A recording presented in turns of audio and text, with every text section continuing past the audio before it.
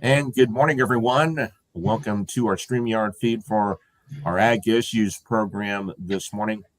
And we're going to go live back on air here just shortly. All right, thank you very much. Meteorologist Dan Holliday with an update on the forecast. Pleasant temperatures outside this morning. We have a partly cloudy sky, 54 degrees at Boat Airport, and 54 degrees this morning at Ford's Field, with temperatures really in the northeast, east central, and north central part of the state in the 50s and in the 60s across most of the rest of Kansas. On this morning's Ag Issues program, and also via StreamYard this morning, we are pleased to be joined by Bruce Chladny, who is the Executive Director of the Kansas Association of Counties, as he joins us on the program this morning. Bruce, good morning. How are you? Well, good morning, Greg. I'm doing great this morning, and thanks for allowing us to come visit with you today. Oh, I appreciate it very much. Thank you. And we're also joined this morning from out in western Kansas. Robert Reece is joining us, and Robert is a Finney County administrator from out in Garden City. Robert, good morning. How are you? Very good. Thank you. Good morning to you. Well, I appreciate you coming on to the program as well. And we hope to be hooked up here in just a bit by Mike Taylor, Strategy Consultants and Kansas County Commissioners Association representative as well. And today we're going to be talking about a different topic we normally don't discuss on the Ag Issues program, but Bruce, very important for not only Kansas counties, but also taxpayers as well. A term that people probably haven't heard about, local ad valorem tax reduction funding.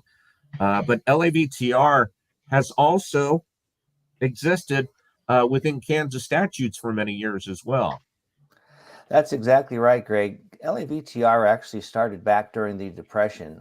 The state had excess funding, and so they needed to share that with the counties to help get the counties through some very hard economic times.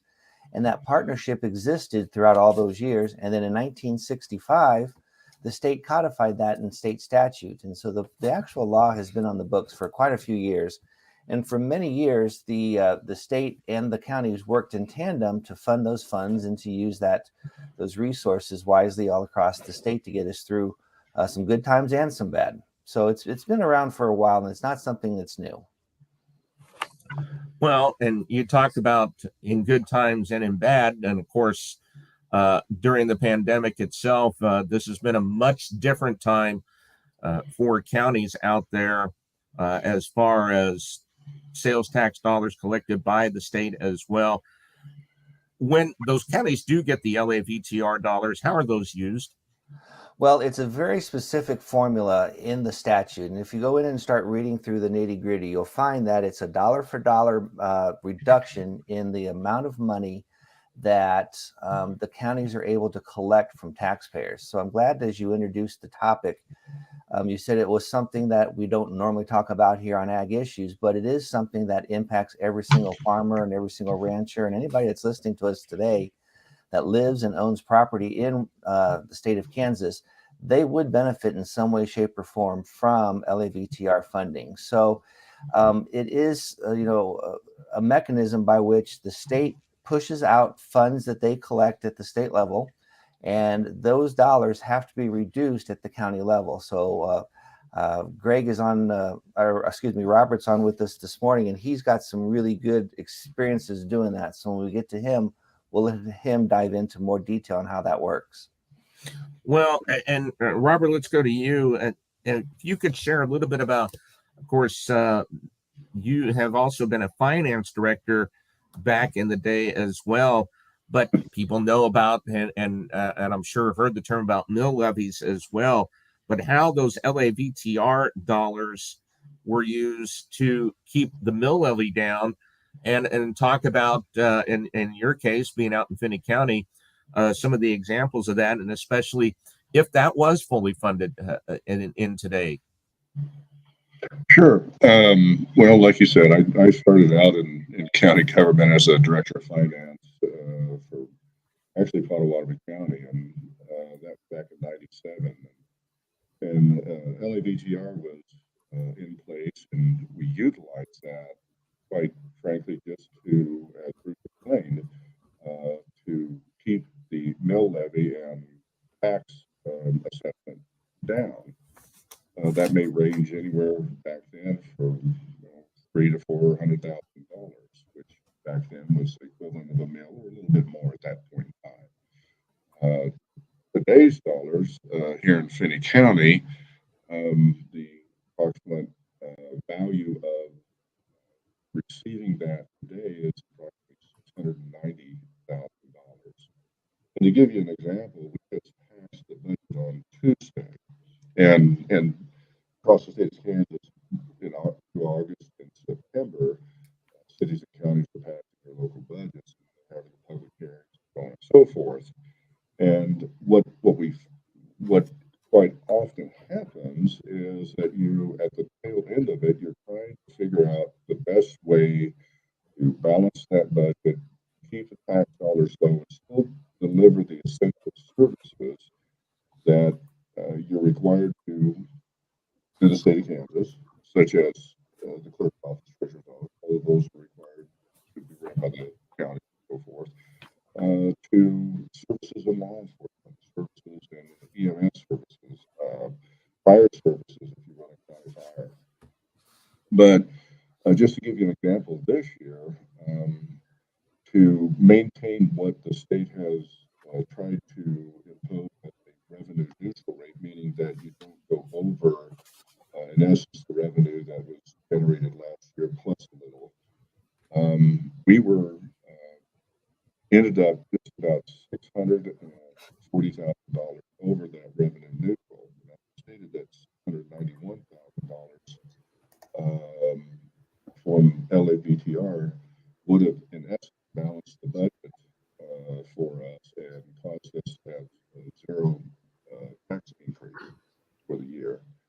So that's how important it is to not just Finney County, but many counties and cities across the state of Kansas. And as you can see on the screen, we're also have pleasure to be joined by Mike Taylor, Strategy Consultants and Kansas County Commissioners Association representative. Mike, good to have you on the program as well. Thank you. Good morning. Well, and Mike, I'd like to go to you. Let's talk about getting into it a little further, the mechanics of the funding. In other words, how it works, a little bit of the history of the funding, and how and when that we saw the loss of the funding as well. Sure. The Local Ad Valorem Tax Reduction Fund was a many decades long partnership between Kansas counties and the state of Kansas. It was put into statute formally in the late 70s, and the agreement was that the cities and counties would give up the ability to impose certain sales taxes, excise taxes on cigarettes, liquor, gasoline, in exchange for letting the state do that. And then in exchange, the state would share back part of those sales tax dollars. And that worked well until 2001. The legislature, the state was in a bit of an economic crisis because of the 9/11 tragedy. And so they said, well, we're going to stop paying that because we need those dollars. And it was supposed to be temporary.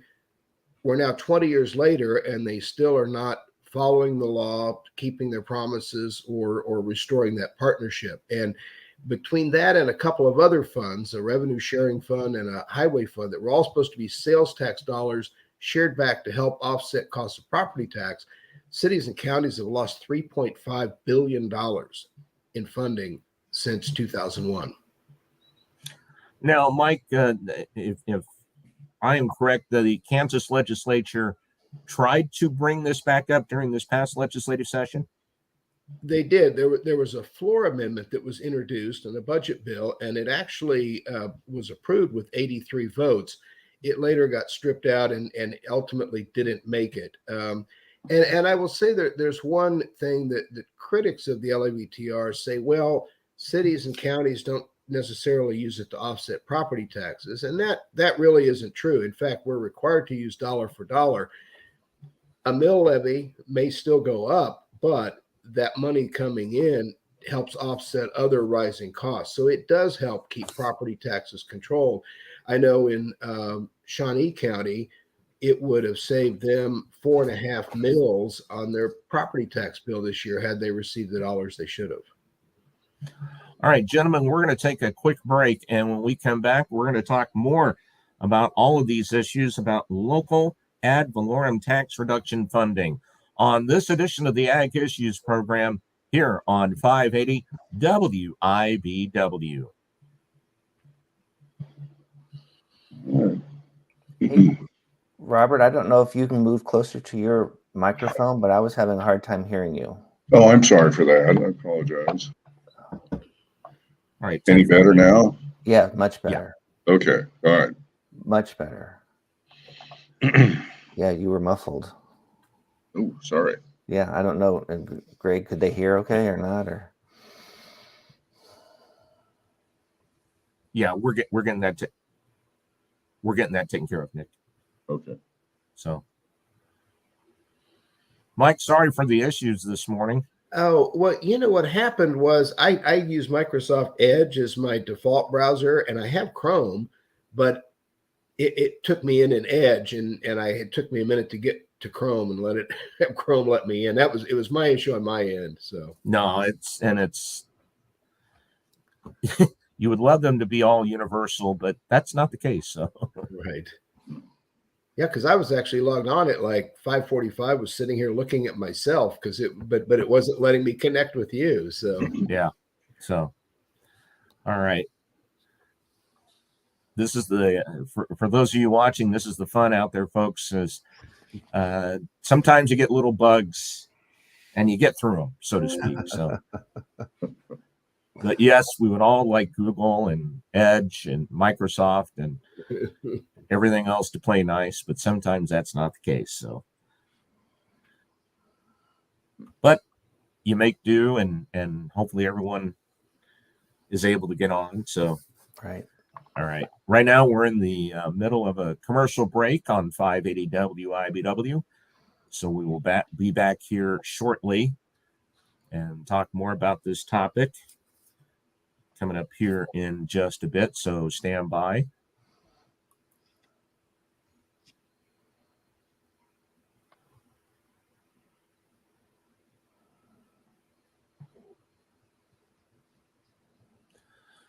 And we're back this morning on the Ag Issues program here on 580 WIBW.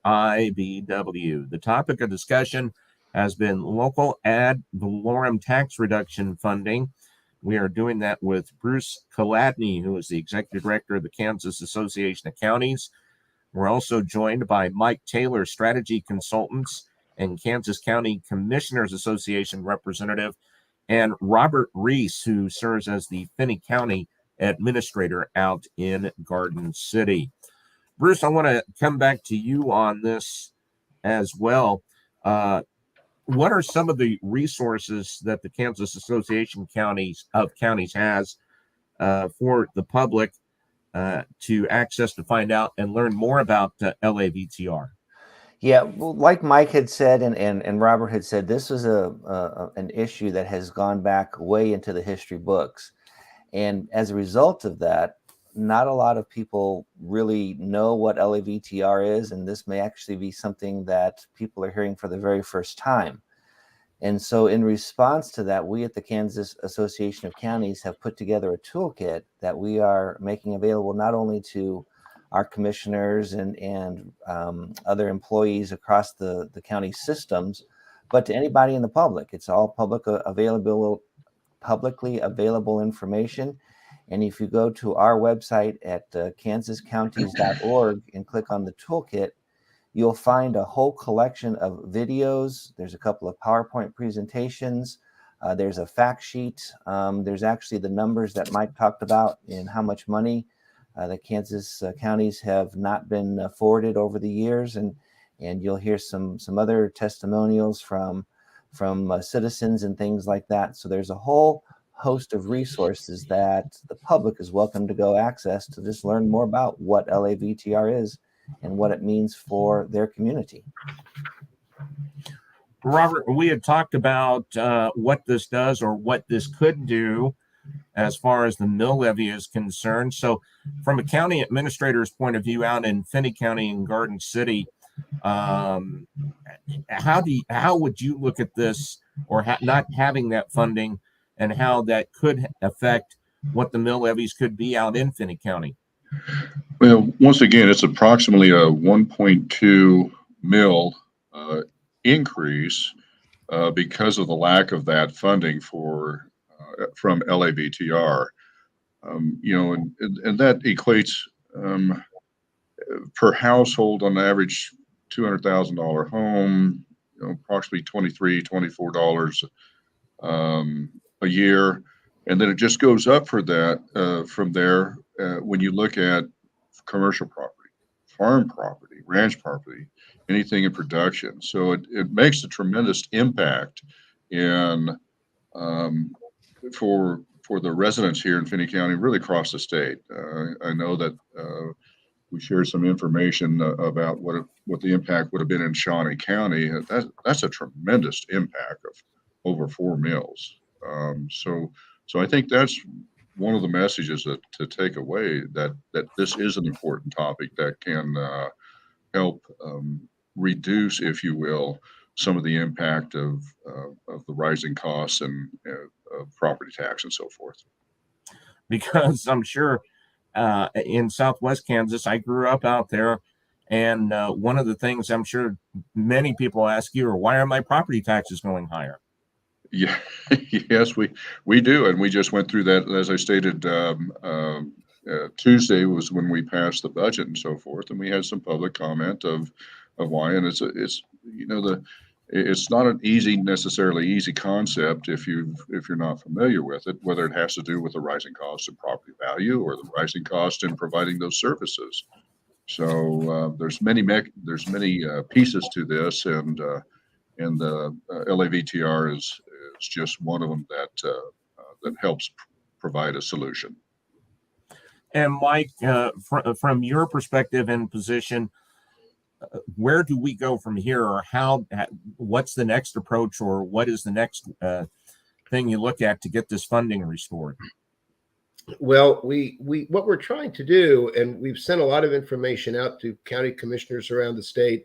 We're asking them to bring this topic up in their budget hearings in their counties, which many of them are doing, and that's starting to get some attention. I think one of the things that we're really trying to do is to inform citizens about this and try to, if you will, get them on our side and start asking their legislators, hey, why aren't you funding this? Why have you been breaking this promise for the past 20 years? And why don't you start sending that money back? It would help reduce and offset increase in property taxes. And it's not the only thing. There, a few years ago, the legislature exempted any property tax on machinery, industrial machinery and equipment.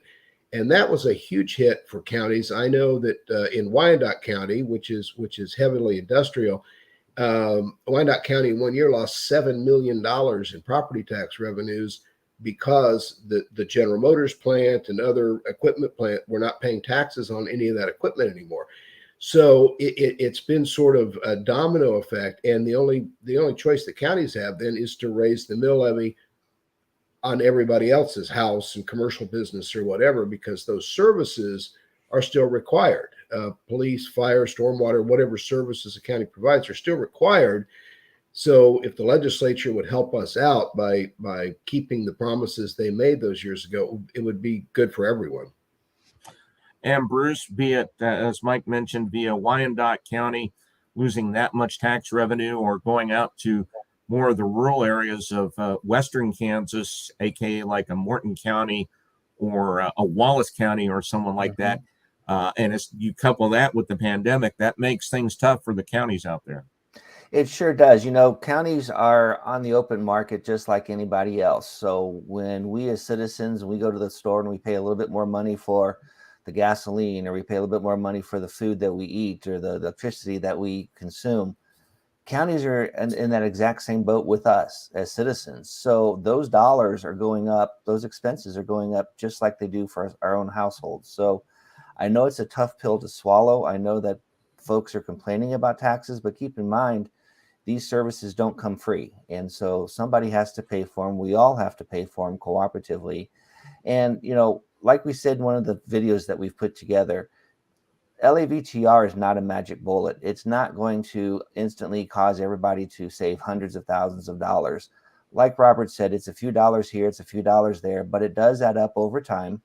And also what we say is folks are paying the same tax twice.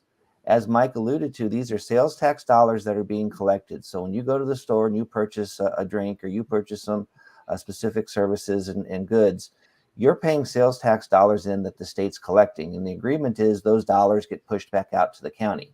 And when they don't, then the county has to collect those dollars again in the form of the property tax bill that you receive in the mail. So we're really wanting to educate the public, our fellow citizens, that, hey, this is something that's on the books that's not being honored, and it's costing us dollars that could be, put into our pockets, that could be used to pay our own bills. All right, gentlemen, we could talk a lot more about this, but unfortunately, we are out of time. Bruce, one more time, they can go to the Kansas Association Counties website. Yes, so they're welcome to go. It's www.kansascounties.org, and there you'll find the toolkit. All right, sounds good. Bruce Chladny, Executive Director of the Kansas Association Counties, thank you very much. Thank you. Mike Taylor, who is Strategy Consultants and Kansas County Commissioners Association Representative. Appreciate you joining us this morning. Thank you. And also Robert Reece, Finney County Administrator from Garden City. We thank you for joining us this morning. Appreciate it. Thank you for having us again. And this has been the Ag Issues program here on 580 WIBW. Stay with us when we come back. We will get an update on the news headlines, and we'll check the weather forecast. That comes up next.